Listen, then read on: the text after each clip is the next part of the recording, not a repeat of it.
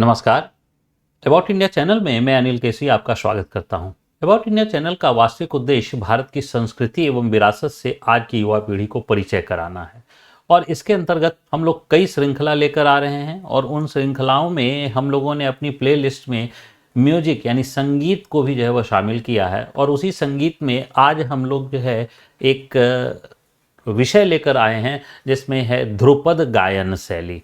ध्रुपद गायन शैली यानी संगीत के हिंदुस्तानी संगीत के अंतर्गत एक ध्रुपद गायन शैली होती है। तो आखिर ध्रुपद गायन शैली क्या है, हम लोग इसके बारे में थोड़ा सा जानने का प्रयास करें कि ध्रुपद गायन शैली क्या है।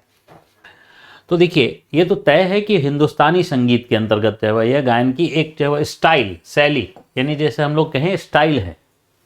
तो ध्रुपद जो है वह है क्या, तो नाट्य शास्त्र जो ग्रंथ है उस नाट्य शास्त्र के अनुसार से जो है वह क्या है, देखिए एक ध्रुव और इसमें वर्ण अलंकार गान क्रिया यति वाणी लय जब सब जो है वह एक जगह ध्रुव जो है वह बना रहे हों यानी सारी चीज़ों का जो है वह भाव किसी एक जगह शामिल हो, सारी जो है वह गायन के दौरान में सारी चीज़ें जो है वह एक साथ शामिल हो जाएं, उसी को हम लोग जो है वह क्या कहते हैं, ध्रुव पद या ध्रुपद कहते हैं। यानी जहाँ सब कुछ एक साथ जुड़ रहे हों, जहाँ वर्ण हो गायन के दौरान में, अलंकार हो, गान क्रिया हो, यति हो, वाणी हो, लय हो, सब कुछ हो, उसको हम लोग ध्रुपद कहते हैं।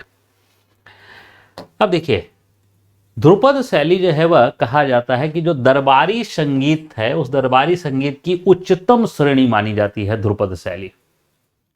और ध्रुपद के अंतर्गत जो राग है उस राग को जो गाया जाता है उस राग में जो है वह शुद्धता, स्वर और शब्द इनके बड़े शुद्ध उच्चारण जो है वह के साथ साथ जो है वह क्या करना पड़ता है कि आलाप पर विशेष बल दिया जाता है। यानी आलाप पर विशेष बल दिया जाता है और जो है साथ साथ जो है वो शुद्धता, स्वर और शब्द के का जो उच्चारण होता है वो बड़ा शुद्धता से जो है वह होनी चाहिए, इस पर जो है वह बल दिया जाता है।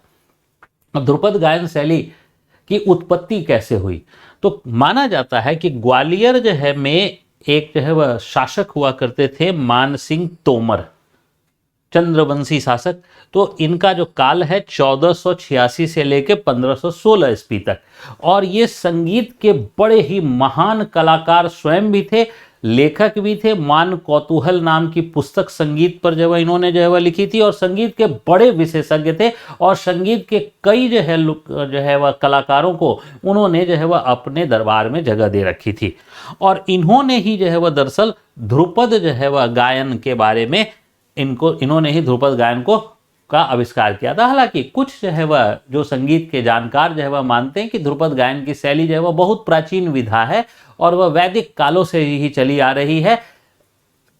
तो एक धारा ये है और दूसरी धारा जो है वह कहती है कि नहीं, मानसिंह तोमर ने जो है वह इसका आविष्कार किया था। अब देखिए, तानसेन जो है जो हम लोग कहा जाए कि मुगल दरबार में थे, वह भी जो है ध्रुपद जो है वह को बहुत ही लोकप्रिय उन्होंने बनाया और ध्रुपद गायन शैली को लोकप्रिय बनाया और उन्होंने एक राग मालकौंस की रचना की थी और वो मालकौंस का गायन भी जो है वह इस ध्रुपद शैली में ही किया। और उसी काल में, उसी मध्यकाल के दौरान में एक और जो है संगीत सम्राट के रूप में जो है वह जाने गए जिनका नाम था बैजू बावरा, और वो बैजू बावरा भी ध्रुपद गायन शैली से जुड़े हुए थे।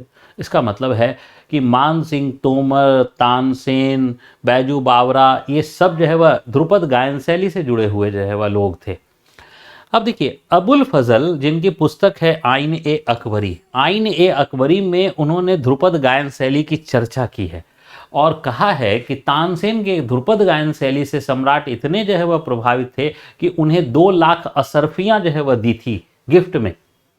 यानी उनकी गायन शैली से, तानसेन के गायन शैली से इतने प्रभावित जो है वह थे। ये अबुल फजल का लेखन जो है वह है। ये है हमारा मानसिंह तोमर का जो है वह एक प्रतिमा का चित्र जो है वह है। इसके अलावा जो है वह हम लोग यहाँ पर देख रहे हैं एक तानसेन की जो है वह प्रतिकृति जो है वह बनाने का प्रयास किया गया है। इसके बाद जो है वह ये है संगीत सम्राट बैजू बावरा जी। अब देखिए, हम लोग आते हैं 20वीं सदी। 20वीं सदी में जो है वह देखा जाए तो ध्रुपद गायन शैली को जो है सबसे ज़्यादा जो है वह आगे बढ़ाने का काम अगर किसी ने किया तो फैयाज हुसैन खान ने जो है वह किया। हालांकि इस्लाम धर्म के अंदर जो है वह गीत संगीत की परंपरा जो है वह बहुत स्वीकृत परंपरा नहीं है, लेकिन भारत में गीत संगीत जो है वह इस्लाम जो है वह धर्म के अंतर्गत बहुत स्वीकृत परंपरा में जो है और भारत में इस्लामिक जो है वह लोगों ने, इस्लाम में बिलीव करने वाले लोगों ने संगीत को बहुत अपने हाथों पर लिया है, अपने सर पर लिया है। तो उसमें ही जो है वह हम लोग देखते हैं फैयाज हुसैन खान साहब हैं और उन्होंने जो है वह ध्रुपद गायन शैली को जो है आगे बढ़ाया। इसके बाद ध्रुपद गायन शैली के दौरान में देखा जाए कि आज के दौरान में जब गायन होता है ध्रुपद गायन शैली का, तो एक वाद्य यंत्र होना बड़ा आवश्यक माना जाता है और वह है पखावज। तो पखावज वाद्य यंत्र का प्रयोग वर्तमान में आवश्यक जो है वह माना जाता है, यानी जब वो गायन होता है तो इस वाद्य यंत्र का सहारा लिया जाता है।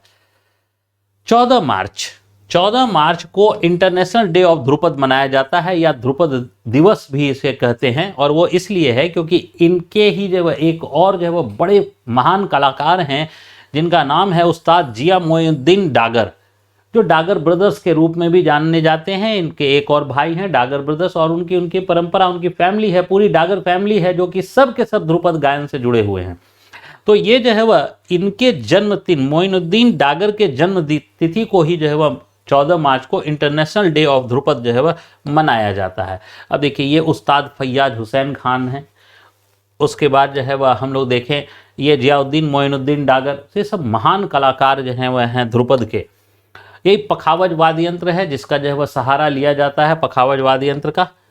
इसके अलावा कुछ अन्य कलाकारों में जो है वह देखिए हम लोग नाम ले तो देखिए रहीम फहीमुद्दीन डागर, डागर ब्रदर्स में ही आते हैं। सियाराम तिवारी साहब हैं, रमाकांत गुंडेजा और जो है वह उमाकांत गुंडे, ये भी ब्रदर्स हैं जो गुंडेजा ब्रदर्स के रूप में जाने जाते हैं। बड़े गुलगुलाम अली खान हैं और अमेलिया कुनी जो कि जो है वह इटली मिलान की जो है वह हैं, लेकिन ध्रुपद गायन शैली से वो बहुत प्रभावित हैं और उन्होंने ही जो है वह इसको ध्रुपद स्टाइल को जो है वह स्वीकार किया।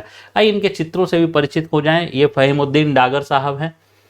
इसके बाद जो है ये हमारे पंडित सियाराम तिवारी हैं, ये जो है वह बड़े गुलाम अली खान साहब हैं और ये जो है वह रमाकांत और उमाकांत गुंडेजा, जो गुंडेजा ब्रदर्स के रूप में जाने जाते हैं, और ये जो है वह एमेलिया कुनी जो है वह के रूप में। तो ये ध्रुपद गायन के संदर्भ में हम लोग यहीं तक संक्षिप्तता से रखते हैं। फिर मिलेंगे हम लोग किसी अन्य श्रृंखला में, तब तक के लिए धन्यवाद। जय हिंद।